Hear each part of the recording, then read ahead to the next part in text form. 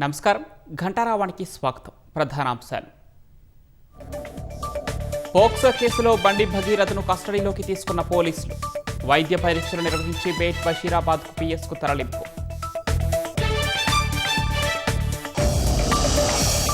BRS నేత బాల్క సుమన్ వ్యాఖ్యలను ఖండించిన కాంగ్రెస్. చర్యలు తీసుకోవాలని డీజీపీకి ఫిర్యాదు చేసిన నేతలు.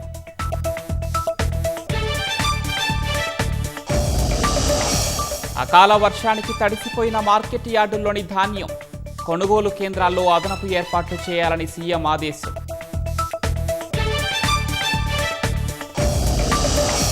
ఎస్ఐఆర్ నిర్వహణకు సుప్రీంకోర్టు పచ్చజెండా. ఎన్నికల సంఘం అధికారాలను సమర్థించిన ధర్మాసనం.